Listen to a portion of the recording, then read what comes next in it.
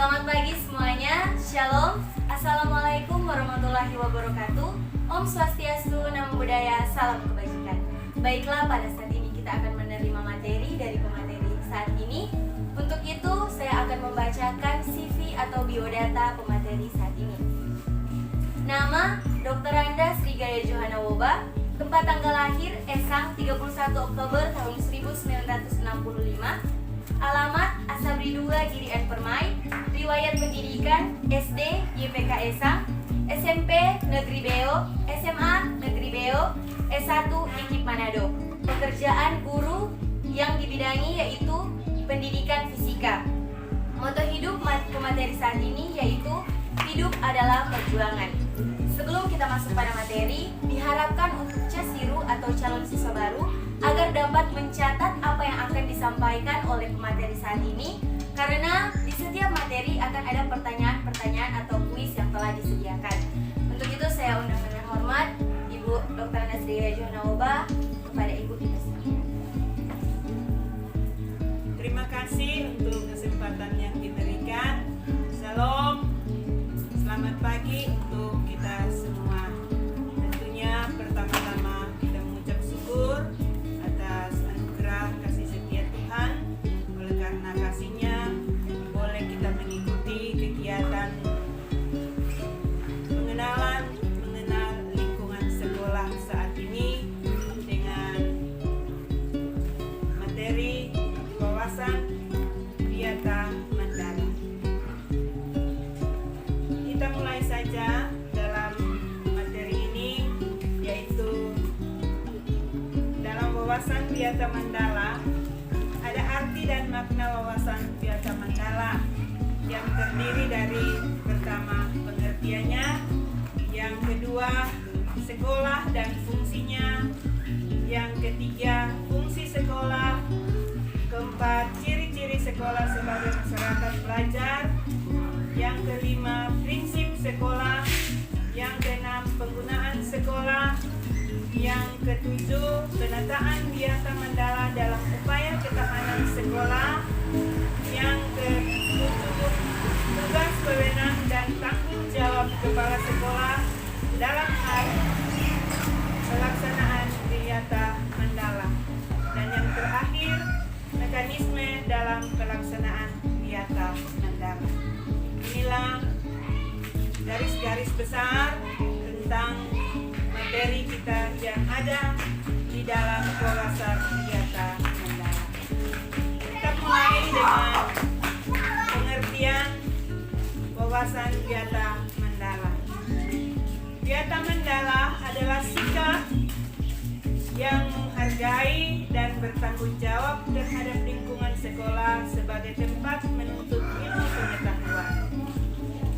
Ada unsur-unsur di dalamnya, yaitu sekolah merupakan lingkungan pendidikan, dua, kepala sekolah mempunyai wewenang dan tanggung jawab penuh atas penyelenggaraan pendidikan dalam lingkungan sekolah. Antara guru dan orang tua siswa harus ada saling pengertian dan kerjasama yang erat untuk mengemban semua tugas pendidikan. Warga sekolah di dalam maupun di luar sekolah harus menjunjung tinggi martabat dan ciri guru. Sekolah harus bertumpu pada masyarakat sekitarnya dan mendukung antar warga. Yang kedua, sekolah dan fungsinya. Sekolah mempunyai lembaga pendidikan formal,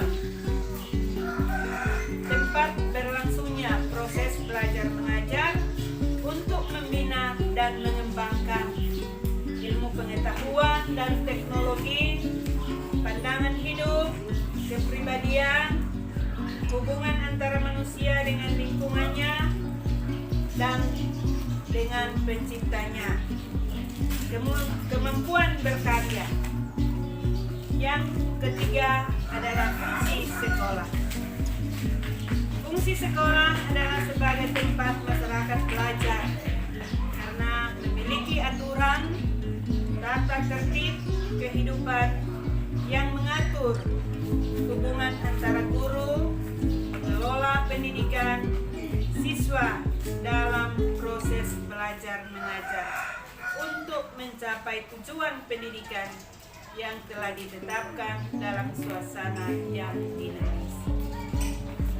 Ciri-ciri sekolah sebagai masyarakat belajar antara lain di dalamnya ada guru dan siswa, maka timbullah proses belajar mengajar yang tertib.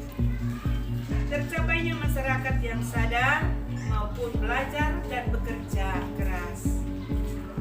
Terbentuknya manusia Indonesia seutuhnya.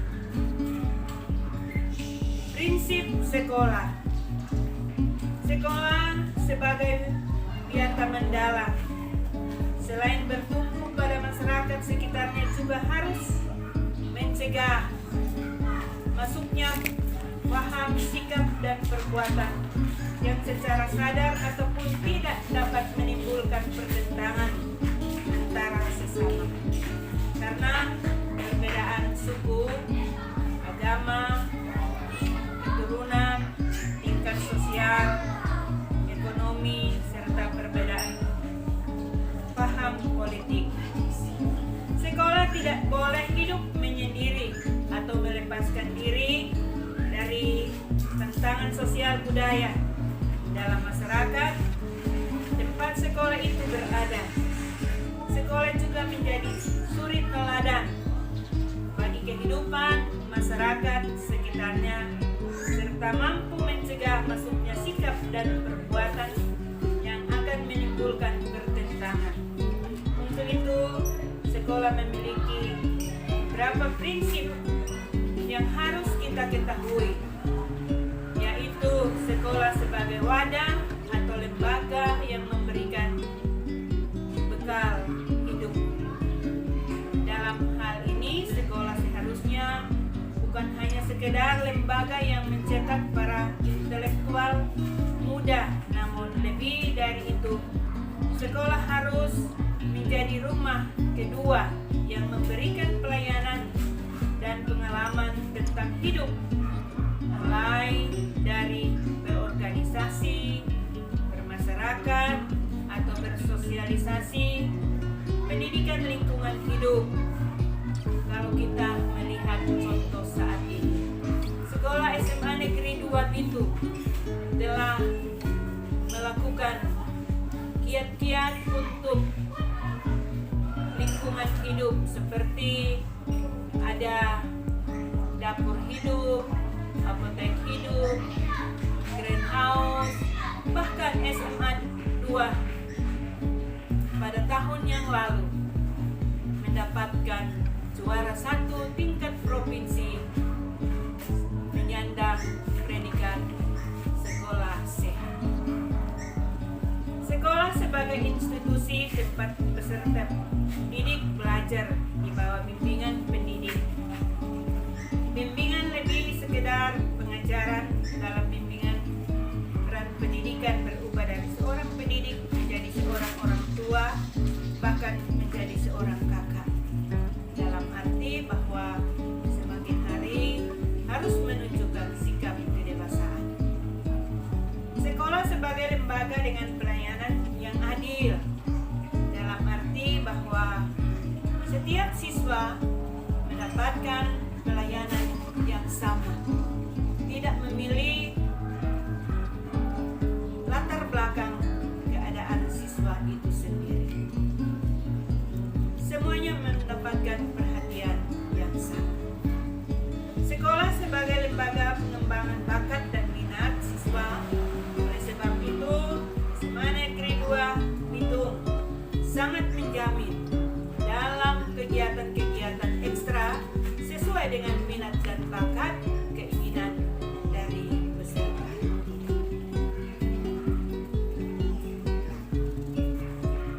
Selanjutnya tentang penggunaan sekolah. Sekolah sebagai suatu lembaga pendidikan yang diperuntukkan sebagai tempat proses kegiatan belajar mengajar, tidak diperbolehkan dijadikan sebagai tempat ajang promosi atau tempat produk-produk perniagaan yang tidak berhubungan dengan pendidikan. Sekolah merupakan lingkungan bebas merokok. Oleh sebab itu, dalam tata tertib sekolah sudah dicantumkan bahwa dilarang peserta didik merokok. Bahkan bukan hanya peserta didik, tetapi semua guru, tenaga pendidik yang ada di lingkungan SMA Negeri 2. Sekolah tidak diizinkan menjadi ajang politik atau tempat kampanye. Sekolah tidak bisa menjadi ajang bagaikan sinetron tanpa seizin pemerintah. Sekolah dilarang kegiatan-kegiatan yang dapat menimbulkan kerusakan, perpecahan, dan perselisihan, sehingga menjadikan suasana sekolah tidak kondusif. Nah, itu sangat jelas. Nanti adik-adik bisa pahami, bisa ikuti di dalam tata tertib sekolah. Bagian berikut penataan Yata Mandala dalam upaya ketahanan sekolah. Ketahanan sekolah lebih menitik beratkan pada upaya-upaya yang bersifat preventif untuk menjadikan sekolah sesuai dengan tujuan dan fungsinya. Perlu dilakukan penataan Yata Mandala di sekolah melalui langkah-langkah. Pertama, meningkatkan koordinasi dan konsolidasi sesama warga sekolah untuk dapat mencegah sedini mungkin adanya kegiatan dan tindakan yang tepat mengganggu proses belajar mengajar. Yang kedua, melaksanakan tata tertib sekolah secara konsisten dan berkelanjutan. Melakukan koordinasi dengan komite sekolah dan pihak keamanan setempat untuk terselenggaranya ketahanan sekolah. Dan itu ada seorang satpam yang ada di sekolah. Mengadakan penyuluhan bagi orang tua dan siswa yang bermasalah. Mengadakan penyuluhan dan pembinaan kesadaran hukum bagi siswa. Pembinaan dan pengembangan keimanan, ketakwaan, etika bermoral, Pancasila, kepribadian sopan santun, dan kedisiplinan.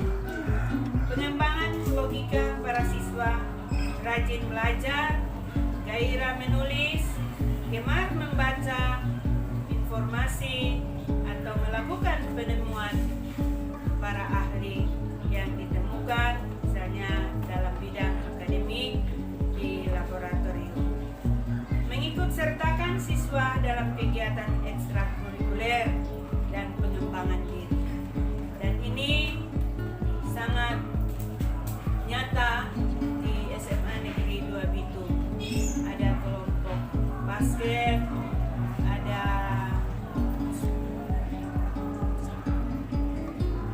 kulintang, futsal,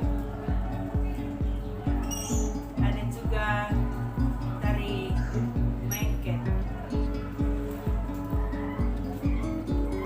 Mengembangkan logika para siswa, rajin belajar, gairah menulis, gemar membaca, dan itu selalu ditunjukkan oleh peserta didik dalam menulis atau membuat media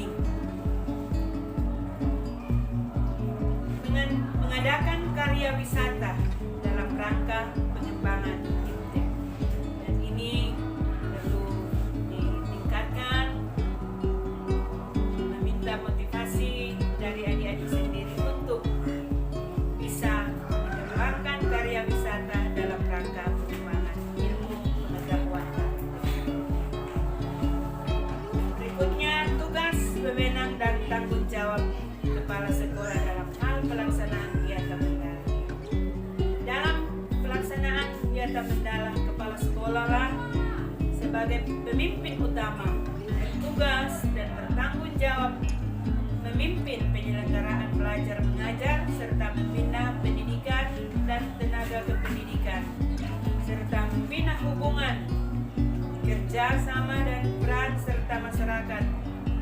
Kepala sekolah dalam melaksanakan penataan biata mandala di sekolah dengan melakukan kegiatan-kegiatan, melaksanakan program-program yang telah disusun bersama komite sekolah, menyelenggarakan musyawarah sekolah, menertibkan lingkungan sekolah, mengadakan pertemuan baik rutin maupun identil berasal dari intern sekolah maupun orang tua, menyelenggarakan kegiatan yang dapat menunjang ketahanan sekolah seperti PKS, pramuka, PNR, paskibraka, kesenian, dan sebagainya. Yang terakhir, mekanisme dalam pelaksanaan biata mandala. Dalam rangka pelaksanaan biata mandala perlu upaya penanggulangan secara dini setiap permasalahan yang timbul sehingga dapat menghilangkan dampak negatifnya, yaitu dilaksanakan secara terpadu, bertahap dan berlanjut sebagai berikut. 1. Tahap preventif, upaya untuk meniadakan peluang-peluang yang dapat memungkinkan terjadinya kasus-kasus negatif di sekolah melalui antara lain memelihara sekolah dan lingkungan sekolah serta menciptakan kebersihan dan ketertiban agar siswa merasa nyaman dan menyenangkan dan tidak ada tempat tertentu yang menjadikan siswa untuk hal-hal negatif. Menciptakan suasana yang harmonis antara pihak pendidik, staf, dan siswa serta penduduk di sekitar sekolah.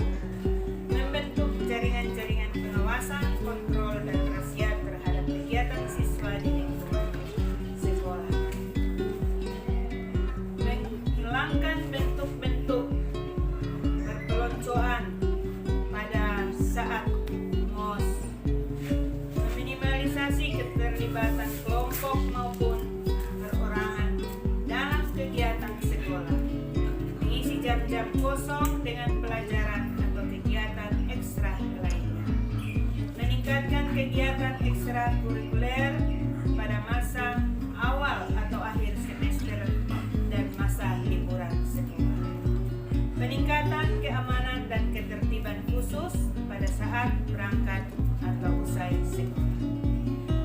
Yang kedua, tahap preventif, yaitu upaya untuk menindak siswa yang telah melanggar peraturan-peraturan dan tata tertib sekolah. Upaya seperti itu antara lain mendamaikan para pihak yang terlibat perselisihan seperti orang tua atau peserta didik yang dibina dan dididik. Membatasi area tempat terjadinya aksi. Menetralisir isu-isu yang berkembang dan mencegah timbulnya isu-isu baru. Berkoordinasi dengan pihak keamanan, mengungkapkan lebih lanjut keterlibatan pihak luar sekolah, mengikut sertakan para ahli untuk mengadakan bimbingan dan penyuluhan, memberikan sanksi sesuai tata tertib yang berlaku. Demikianlah materi tentang pembahasan biata mandala saat ini, dengan harapan adik-adik bisa mengerti dan memahami materi yang disampaikan. Demikian, Tuhan memberkati kita semua. Shalom. Demikianlah materi kita pada saat ini. Kiranya apa yang telah disampaikan oleh pemateri agar dapat dipahami oleh adik-adik Cesiru yang akan menjadi siswa di SMA Negeri 2 Bitung. Untuk itu, ada kesimpulan yang bisa kita yaitu yang pertama, wawasan adalah sikap menghargai dan bertanggung jawab di lingkungan sekolah sebagai tempat menuntut ilmu.